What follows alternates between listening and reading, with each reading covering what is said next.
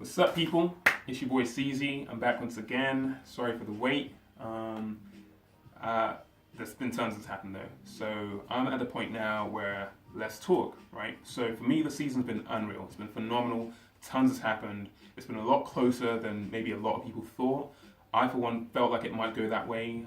A lot of teams sort of did a lot of moves, and ultimately, the main teams have obviously got it right. There's Liverpool and City. We've got to give props to them. Now again, like I said, a lot's happened. I'm going to throw back to the last video I made though, which is obviously a little while away, so I'll recap it briefly. I talked about the transfer rules that were put in place, essentially trialed out, and I kind of talked about how I feel it'll play out, pros and cons, that kind of thing.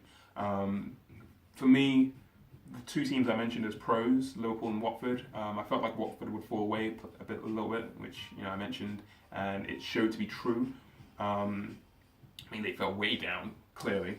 But, it's that, for me, is just down to quality. It's just a lack of quality. They made the right moves, made them early enough. The team gelled, but they just didn't have the quality to see it through to the end. Liverpool were a team that I felt would get through to the end, and they did. Jurgen Klopp obviously nailed it. He's battling with the likes of Pep Guardiola, who is renowned for that kind of thing. He's done it at every club he's been at in terms of, Bayern Munich previously, and Barcelona. I mean, at Bayern Munich, I'm pretty sure, he was the guy who was sort of radioing changes in before he even got to the team. That's obviously a power move. Obviously, big props to him. You've got to be a Pep to be able to do something like that. Mourinho most likely is going to be trying to do that right now. I don't think anyone will be picking up his calls, though, because obviously he really messed up with United. But I'm going to get to that later. All right, so back to Liverpool. Liverpool nailed it, fighting for first place with City. Again, moves done early, the right kind of moves. They ran into Barcelona, got stopped real quick.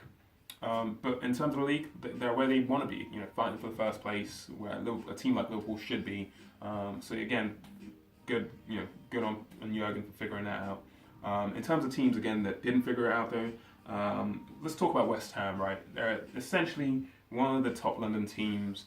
A new stadium, and they really want to be fighting for top 10. At the very least, they want to be fighting for top 10. They made a power move by bringing in someone like Manuel Pellegrini, who's won the league with City previously. And at City, he obviously did not want to be fighting at the bottom. I didn't feel like they'd stay there, and they haven't. But they should be fighting for top 10, pushing for Europe.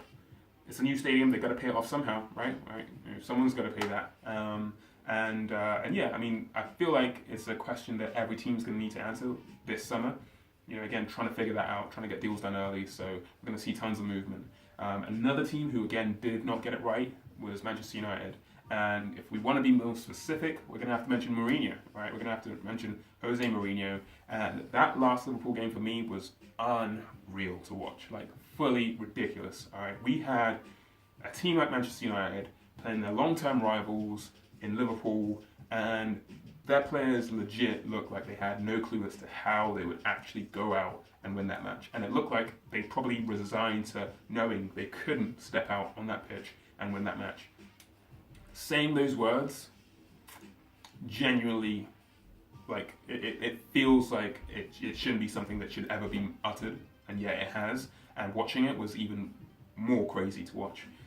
But it happened, right? Mourinho's got that third season curse thing. It's going to follow him at his next club.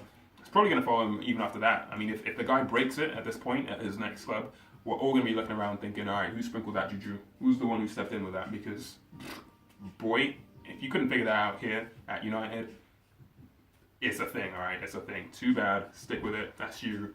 Good luck, though. Good luck at wherever it is you end up. But you messed up. All right, so United, it didn't work out. Ollie's come in, steadied the ship a little bit. It's gone off the rails again. Right.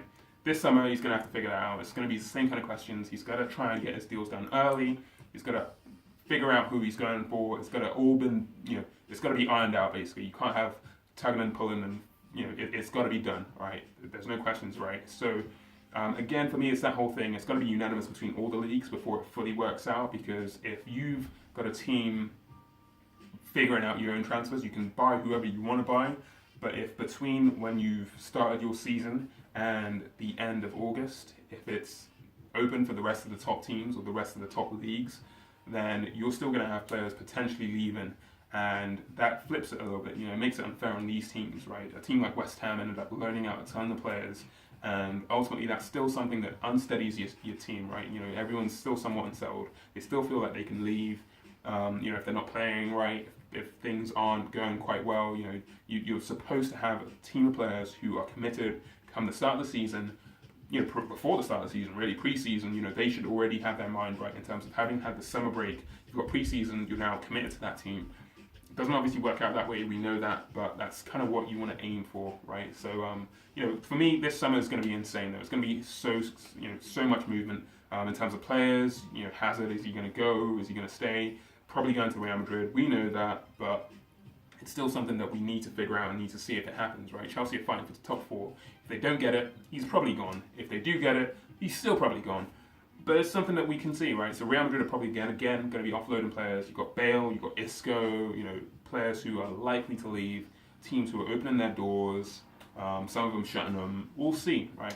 Maybe even manager movement, right? You know, I mean, Chelsea, if they don't get top four, what's going to happen? Sorry, right? Again, like I said, I'm at the point where I'm just thinking, let's talk, right? So hopefully see y'all sooner, and yeah, peace.